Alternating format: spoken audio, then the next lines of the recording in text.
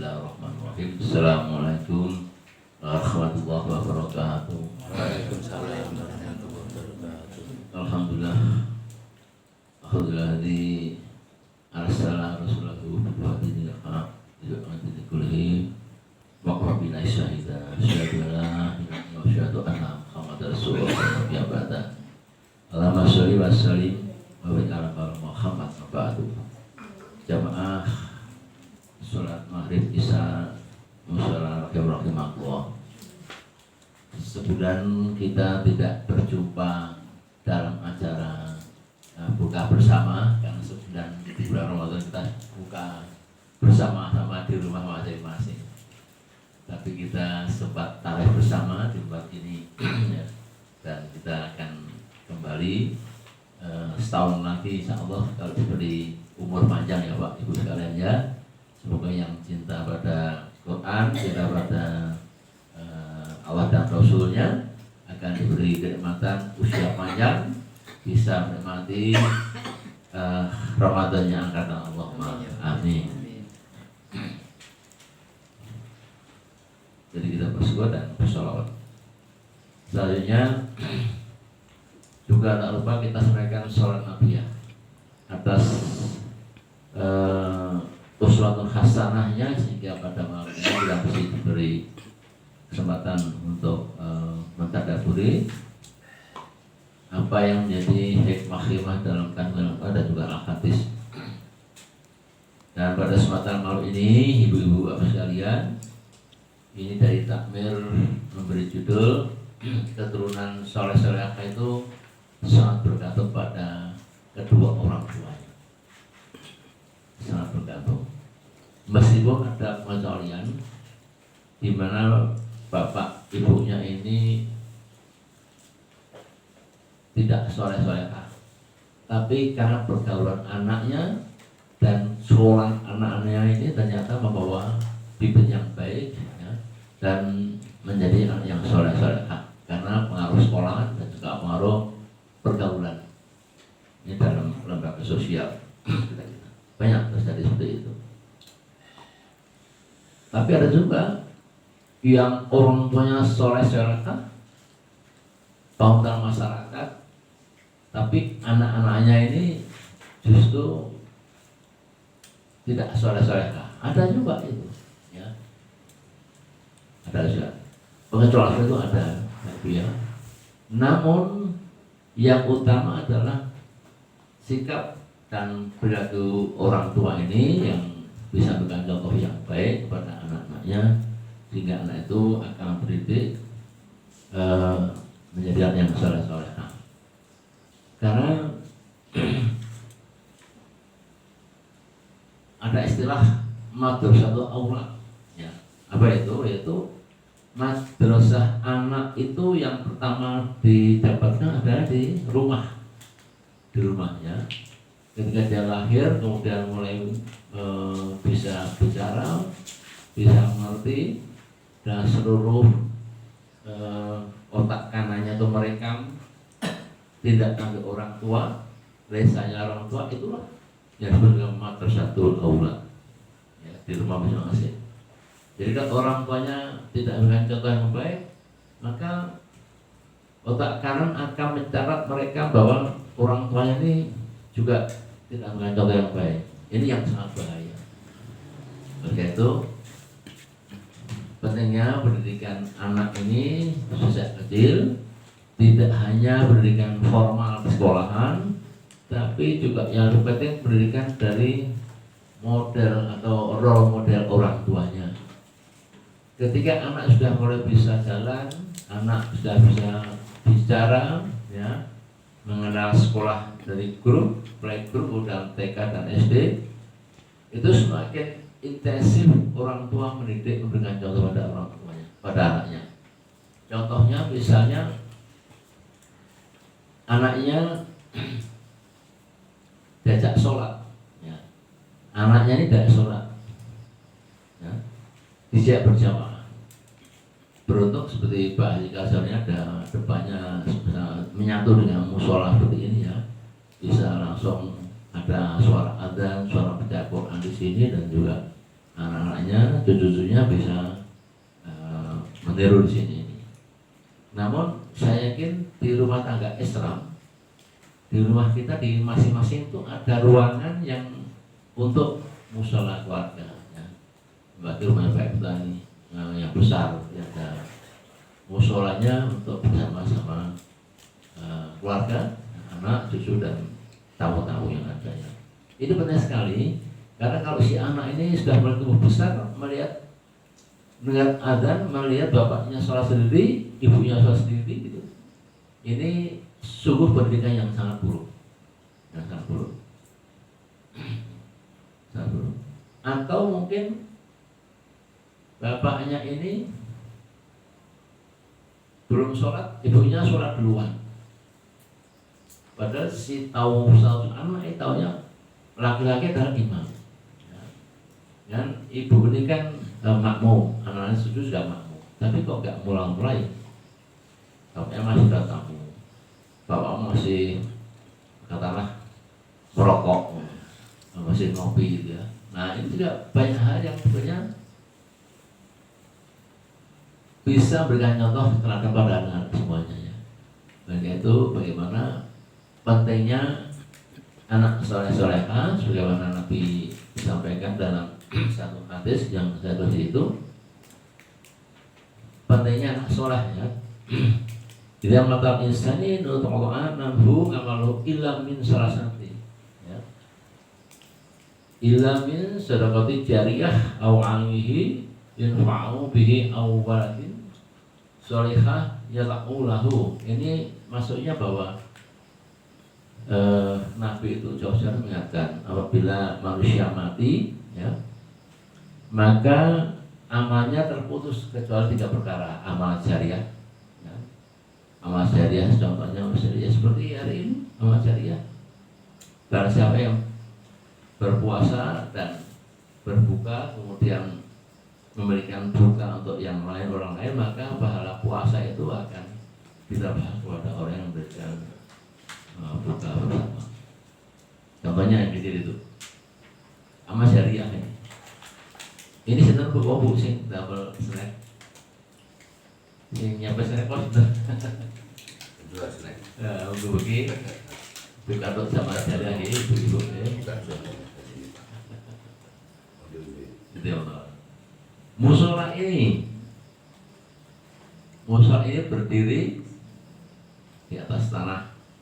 Mungkin Pak Haji acara keluarga, kemudian begitu indahnya, nikmatnya kita duduk bersama sholat di sini, nyaman, bersih, rapi, ya, dan dingin, lengkap dengan masanya 1, 2, 3, 4. Masjid yang saya bangun, masjid Agung aja nggak ada AC-nya mas ya, tanpa AC ini, sekarang ini ada AC semua, masya Allah.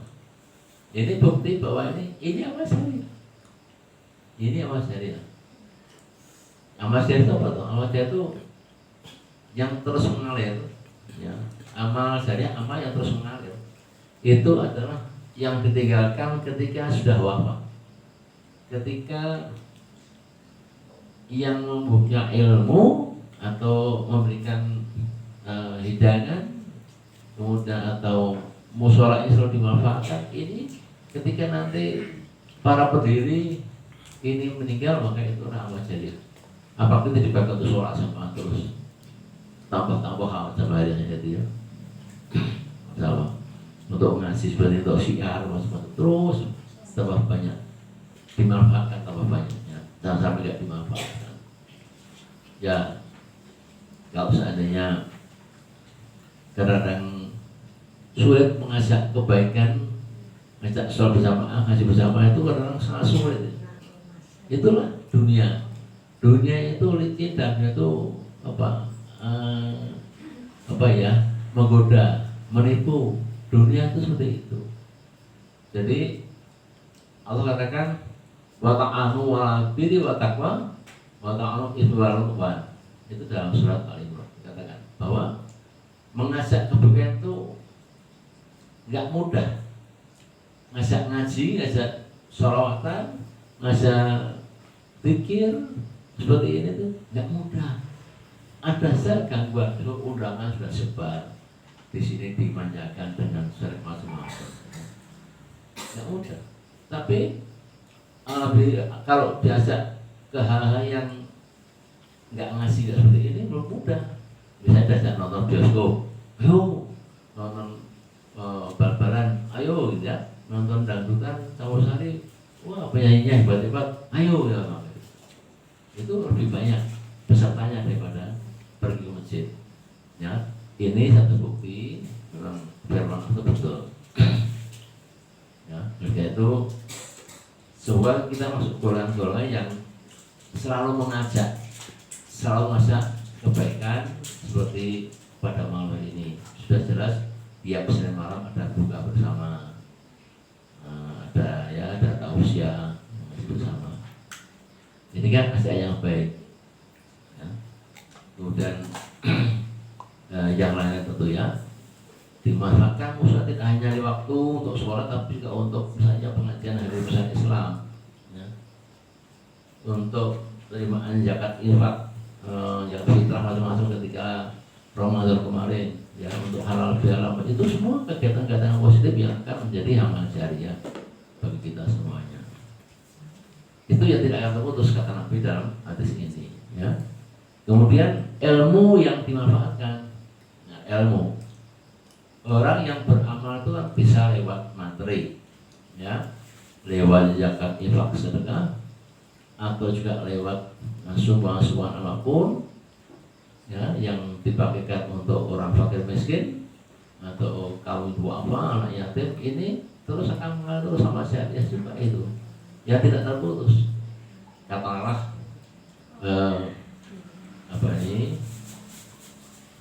Pak Efta ini mendirikan pondok yatim piatu masalahnya di Besi di mana itu, dan dia membina banyak dengan lewat perserikatan ya, keagamaan.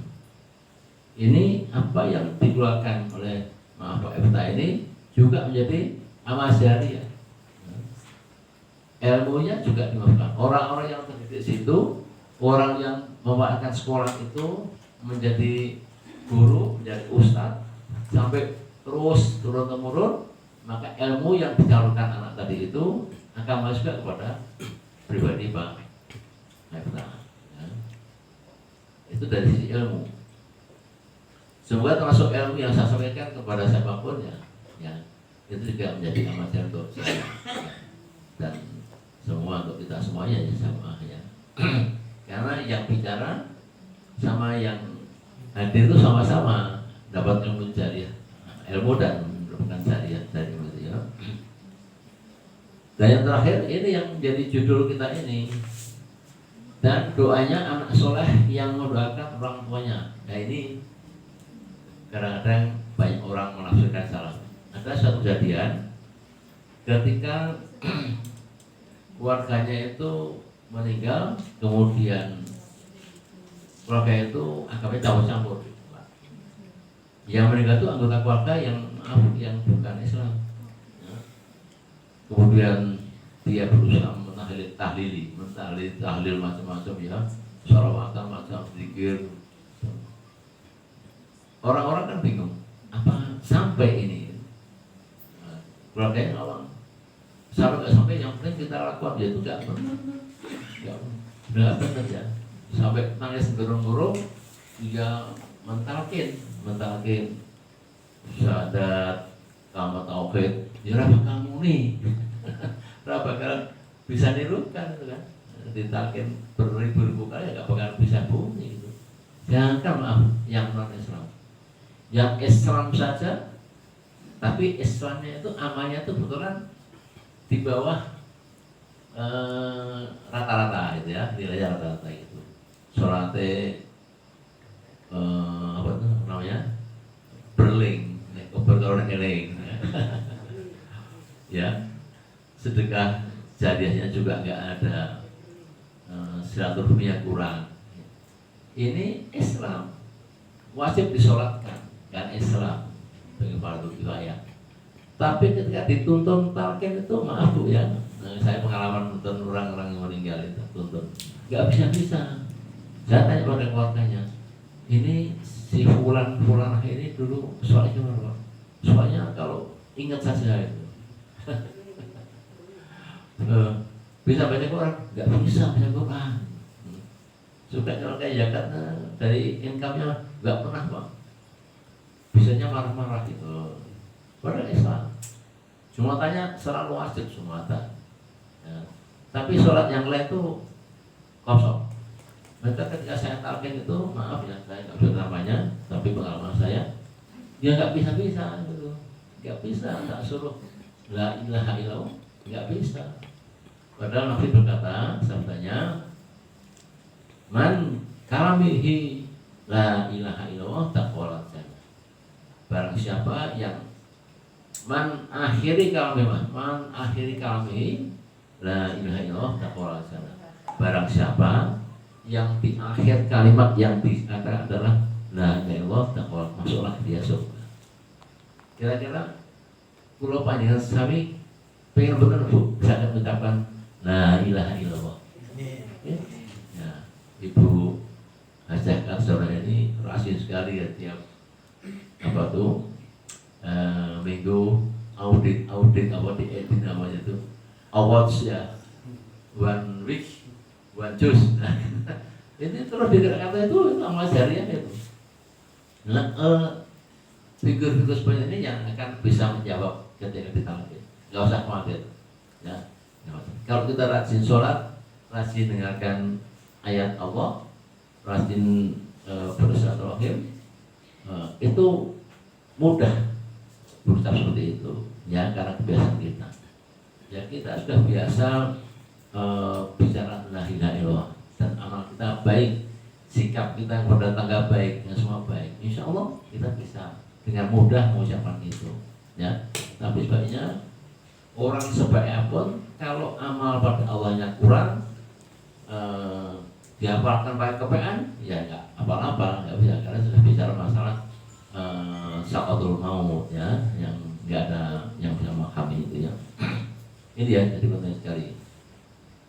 Jadi sekali lagi, anak yang soleh ini doanya sampai, ya sampai. Nah ini ada satu pengalaman lagi, itu justru malah maaf saudara saya sendiri.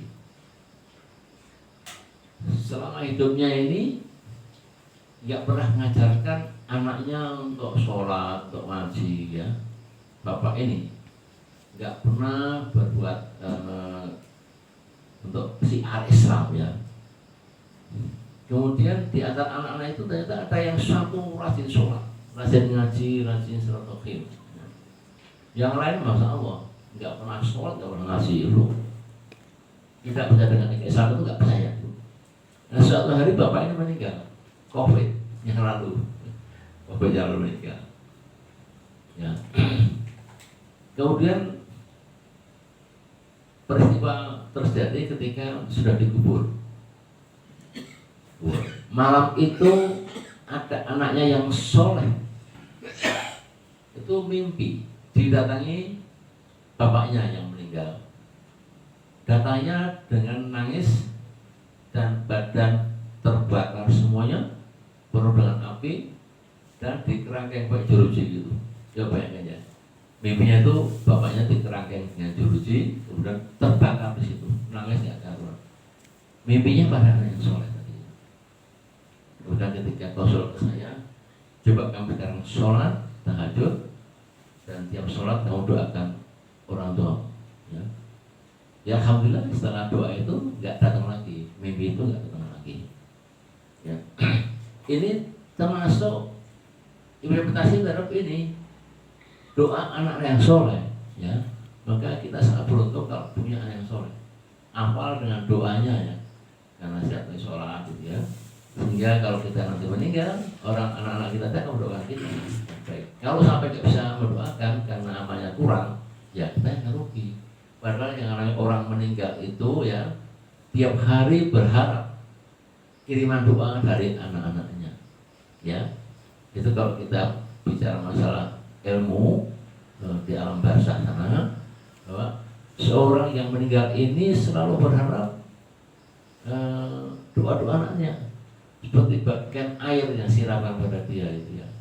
Nah, itu ya, penting sekali pada malam ini membahas masalah anak soleh. Ya. Kemudian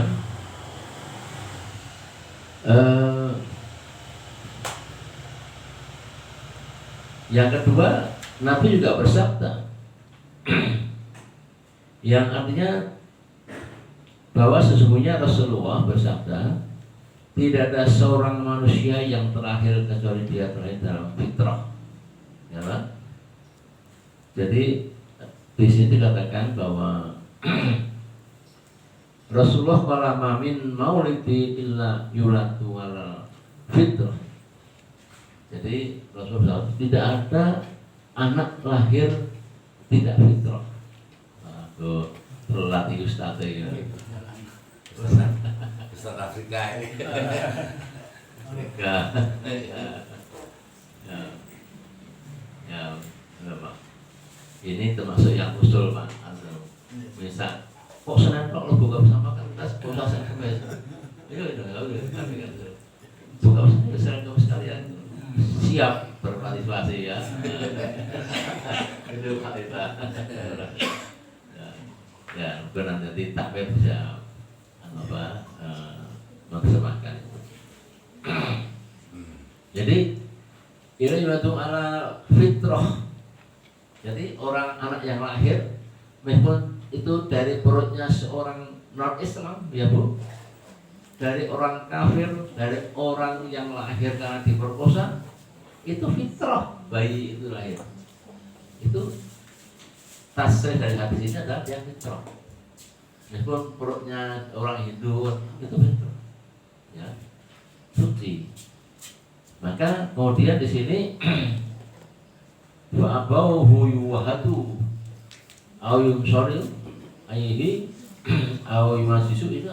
Jadi kalau dia menjadi Yahudi, menjadi Nasrani dan menjadi Majusi itu karena orang tuanya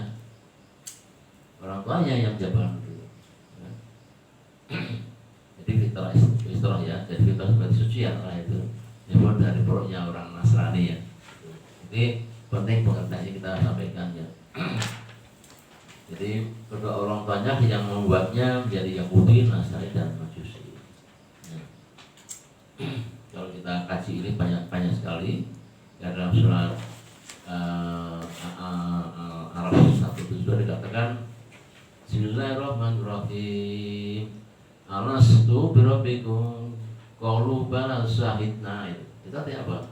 Allah tuh terhadir ketika bayi umur sekitar 4 bulan mau ditiupkan ruhnya ke jabang bayi di dalam perutnya ibu. Itu ditanya, kau tahu siapa aku? Ya, kalau balasaina, aku bersaksi aku adalah Tuhanku. Kenapa Allah bersaksi seperti itu pada bayi? Karena engkau nanti kalau sudah lahir jangan selak terhadap kesaksian ini, syahadat ini. Nah, oleh karena itu dikatakan fitrah tadi itu karena sudah disyahadati oleh Allah sendiri ya Pak. Ayat Al-Araf 172 tadi itu. Ya. Itu ya, itu caranya gitu, Quran dan hadis begitu. Sehingga orang tua akan rugi ya. Sampai kiamat akan rugi kalau anaknya tidak bisa berucap syahadat dan tauhid. Semoga anak tua kita yang hadir ini semua ya, Bapak Ibu semua, menjadi keturunan yang soleh-solehah yang seperti yang kita harapkan pada malam ini. Ya, ya rajin sholat, ngaji dan bakti kepada orang tuanya, juga kepada agama Islam dan berbangsa dan negara. Sehingga ada beberapa indikator yang saya tulis di sini, Ibu sekalian. Indikator soleh-soleh itu apa? Satu, saya tulis ini, sholat tepat waktu dan berjamaah. Ini bagi laki-laki ya. Jadi usahakan sholat tepat waktu dan berjamaah. Kalau laki-laki di masjid, wajib gitu ya. Kalau wanita ya di rumah, ya, sebaiknya di rumah. Ya. Dan ini bisa diajari dengan menyentuh orang tuanya. Yang kedua, indikatornya si anak ini khatam Quran. Nah, khatam Quran. Cucu kita juga harus khatam Quran. Ya. 30 harus khatam. Tapi kata Pak mau bayar apa khatamnya? Masa orang iso. Ada gitu, ada seperti itu ya. Ibu, ulang tahun nggak sehari mau iso motor ya. Masya Allah. Dia belajar sama-sama dengan anaknya gitu. Belajar bersama anaknya ya. Khatam Quran. Yang ketiga, gemar sedekah menurut orang tuanya. Jadi ketika sedekah itu sengaja kita tunjuk kepada anak kita, cucu kita agar itu meniru gitu. Nah, sedekah itu ya. Yang keempat, empati pada fakir miskin, anak yatim, dan ini ajaran guru agama biasanya ya. Juga orang tua tentunya. Yang kelima, pergaulan yang islami, ajaran guru dan orang tuanya, kemudian adab yang luhur, ajaran guru dan orang tuanya, dan terakhir akhlak mulia, ajaran guru dan orang tuanya ya. Ini hal-hal yang perlu disampaikan dalam tausiah petang ini untuk mengisi acara buka bersama ya. Namanya buku kurung tutup. Nah, sambil santai saya monggo kalau ada yang mau dielaborasi sambil menunggu adzan isya ya. Nah, kita perlu untuk mengelaborasi agar apa yang kita sampaikan ini merasuk dan memahami ilmu-ilmu yang ada dalam kajian pada petang hari ini. Ya, Bapak sekalian, demikian kira-kira yang saya sampaikan